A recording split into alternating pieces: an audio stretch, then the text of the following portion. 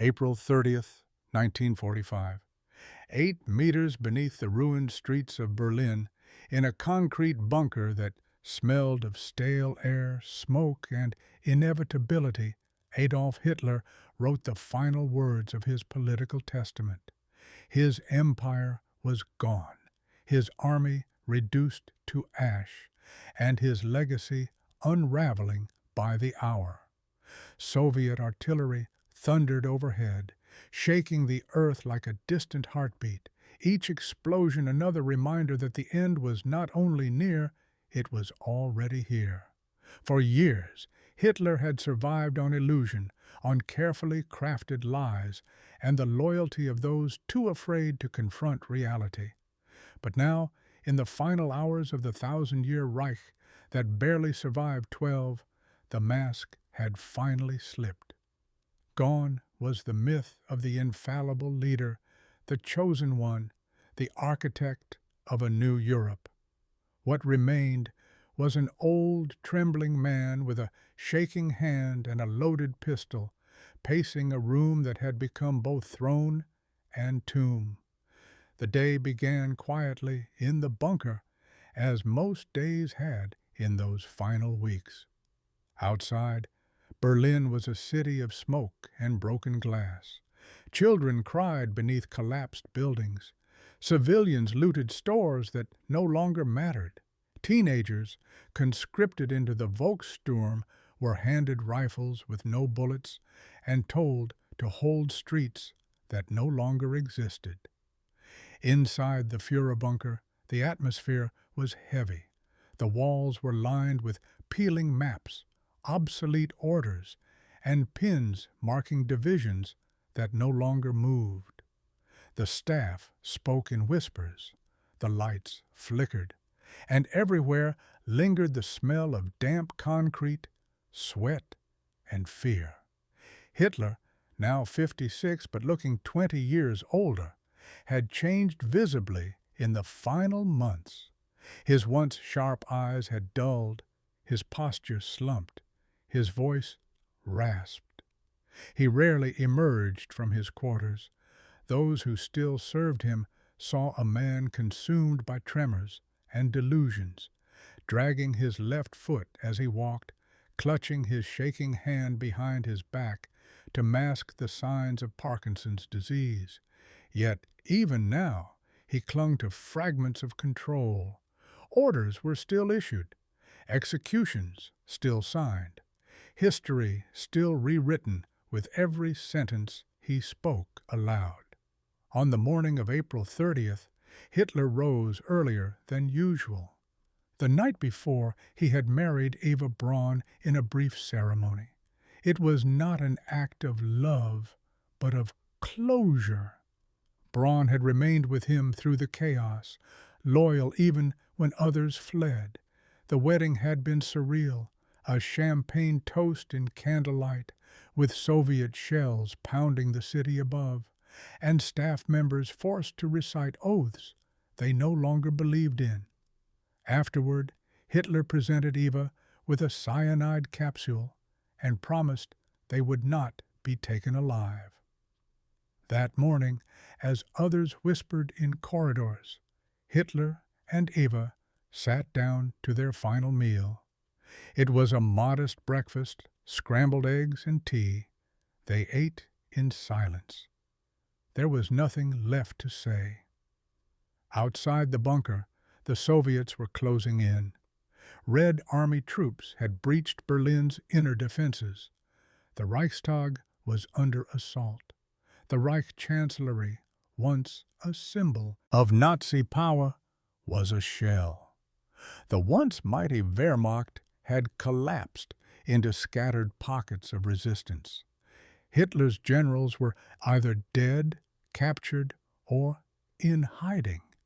Himmler had betrayed him, attempting to negotiate with the Allies behind his back. Goering had done the same.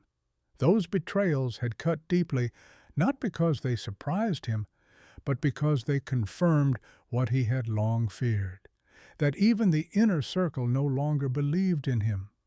That morning, Hitler called his personal physician, Dr. Werner Hasse, and asked for instructions on how best to commit suicide. He wanted confirmation that the cyanide would work, and that the pistol, his Walther PPK, would finish the job if it didn't. He also tested the poison on his dog, Blondie. She died within seconds. Her death was, in his mind, a necessity. He would not allow her to fall into enemy hands.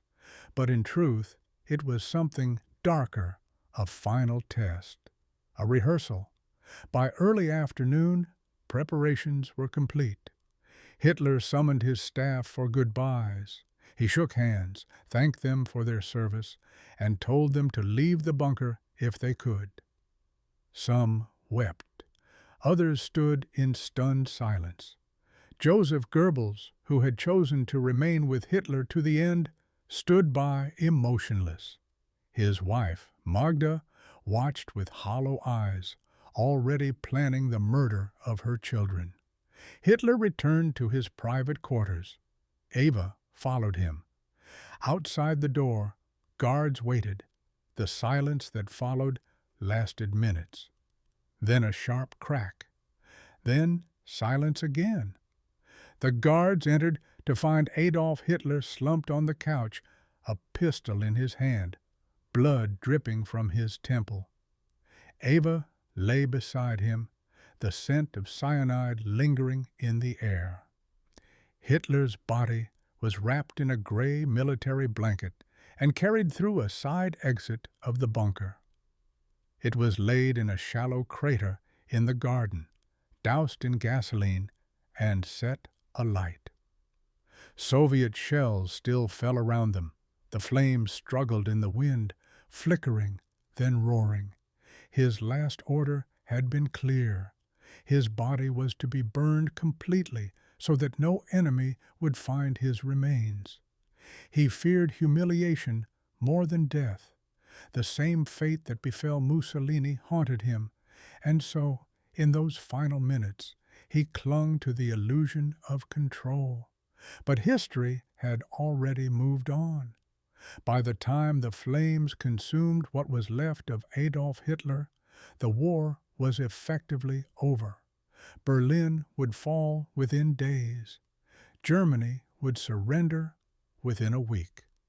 The Third Reich, promised to last a millennium, had crumbled in just over a decade. The bunker, once imagined as a last stronghold, had become a coffin. Soviet troops would discover it shortly after. They would find the remnants of life underground. Uneaten food, discarded papers, photographs of the past. In the room where Hitler died, the walls still echoed with silence. The air was heavy. Nothing moved. There were no heroic stands, no dramatic finales, just the quiet collapse of a delusion. Outside, the world exhaled. Streets once filled with marching boots, now filled with smoke and rubble. Cities once crowned in swastikas now lay in ruin. Millions had died, not just on battlefields, but in ghettos, in camps, in forests, in forgotten corners of occupied lands. And for what? For the ego of one man, now reduced to ash, beneath a gray Berlin sky. For decades after, questions would linger. Was it truly suicide? Had he escaped? Were the remains real? But the answers didn't matter. What mattered was the moment when the myth shattered, when the man who once gripped the world in fear retreated into the earth, not as a god, not as a ruler, but as a fugitive from history. The bunker was not just his grave. It was the grave of an idea, the dream of a perfect Reich, born in hate and violence, died there in the dark. And no amount of fire could disguise the fact that it ended not with triumph or martyrdom, but with cowardice. silence, and the smell of gasoline. April 30th, 1945, was not just the end of Adolf Hitler. It was the end of the illusion he had built brick by brick, lie by lie, war by war. And when the world finally saw what was left of him, they didn't see a leader or a visionary. They saw what history always leaves behind when tyranny falls. A man who believed he could rewrite truth, brought down by the one force he could never control, reality itself. In the hours following his death, no grand announcement was made, no radio broadcast, no funeral procession, only whispered confirmation passed between bunker rooms and the smell of smoke creeping through ventilation shafts. Those who remained inside the Führerbunker did not cheer, did not collapse in grief. They simply continued, as if caught in a strange limbo between duty and disbelief. Goebbels took command, at least in name. He knew it wouldn't last. There was no Germany left to govern, only ruins. He and Magda had already resolved what they would do. Their 6 children, dressed in white nightgowns, were given morphine and then cyanide. One by one, Magda kissed them good night, as if putting them to sleep. But this was not sleep. It was the ritual killing of innocents to preserve a twisted vision of loyalty. That same night, she and Joseph stepped into the garden where Hitler's body had been burned. They stood for a moment in silence, then returned inside and took their own lives. Their bodies, like so many others, were left to rot in the coming chaos. Elsewhere in the bunker, men shredded documents until their fingers bled. Files were burned in stoves, flushed down toilets, stuffed into briefcases that would never be carried to safety. The goal was simple: erase as much as possible, not to protect the future, but to bury the past. Every scrap of paper, every signature, every plan was a potential thread in the noose history was already tying. Meanwhile, above ground, the Soviets tightened their grip on Berlin. Street by street, they pushed deeper into the city, their boots splashing through puddles of blood and debris. Tanks rolled over crushed vehicles, past hollow-eyed survivors who no longer bothered to run. Fire blackened the skies. The stench of corpses and burning oil filled every breath. Soldiers kicked down doors of once proud buildings, now reduced to skeletons of stone. Every step forward was another nail in the coffin of the Reich. Inside the bunker, silence reigned. Those who stayed behind knew they were not survivors. They were witnesses, and witnesses rarely lived long after the story ends. Hitler's body was never conclusively identified. The Soviets found dental remains, scorched fabric, and pieces of bone, all half-burned and buried hastily in shallow craters. It was enough to confirm his death, but never enough to silence conspiracy.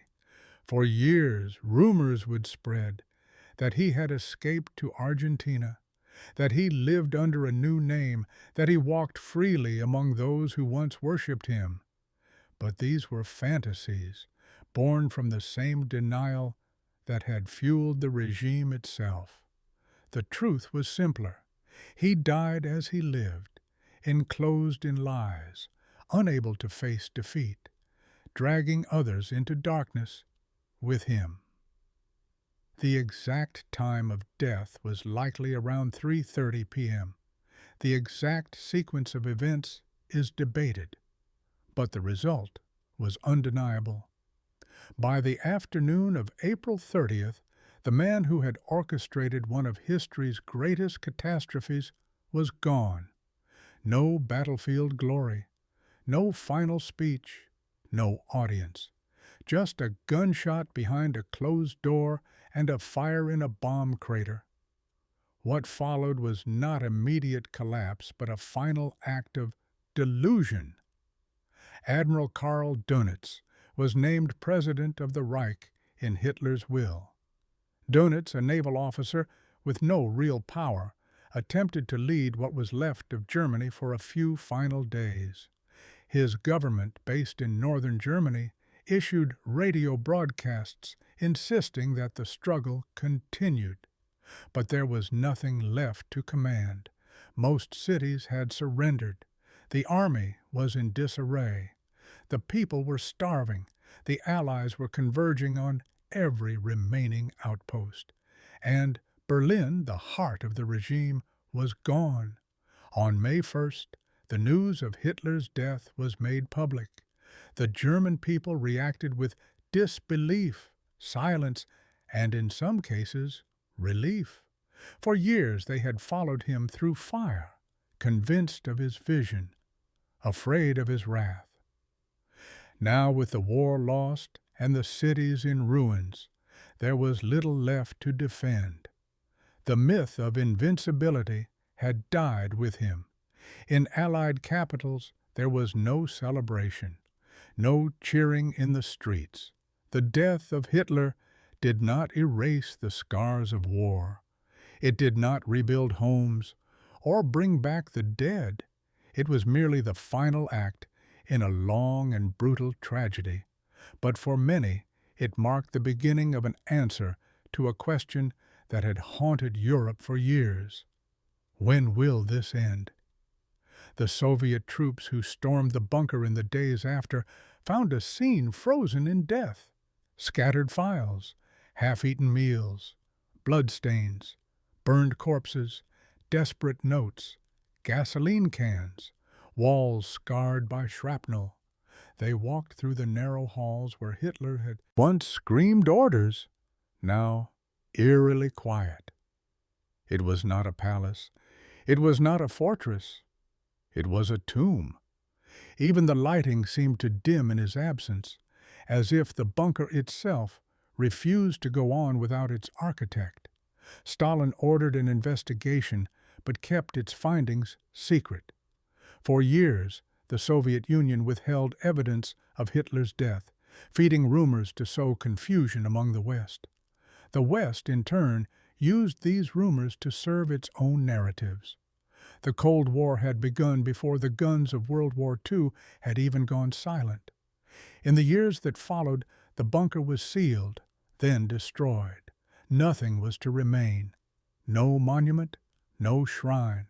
The ground above it became part of a parking lot. No signs, no plaques. Just concrete and asphalt over the ashes of tyranny.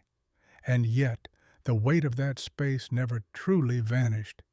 Tourists would come to Berlin unaware of the history beneath their feet. Locals would point and whisper, and those who had survived the regime would carry the memories in silence. In history books, April 30th, 1945 is recorded as the death of Adolf Hitler. But it was more than that. It was the collapse of a story that millions had believed in. A story built on racial supremacy, fear, propaganda, and power. A story that began with promises and ended with fire. And in the end, the most powerful man in Europe did not face his enemies. He did not make peace. He did not admit guilt.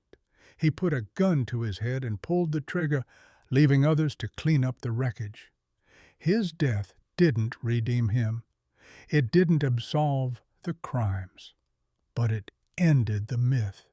It ended the silence that had allowed the horror to grow. And it reminded the world that no man, no matter how feared, can escape the judgment of history. In the bunker he had built to outlast the war, Adolf Hitler met the only truth he could not bend. The truth that his vision was a lie, his empire a failure, and his legacy one of ash.